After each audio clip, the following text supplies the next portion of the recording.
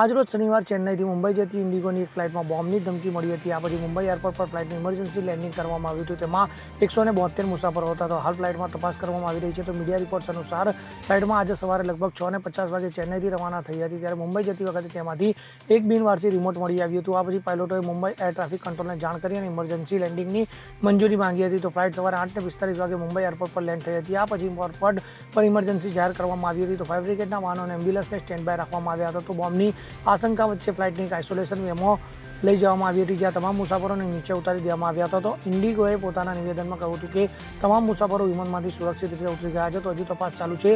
તો સુરક્ષા તપાસ પૂર્ણ થયા પછી ફ્લાઇટને ટર્મિનલ વિસ્તારમાં પરત લઈ જવામાં આવશે।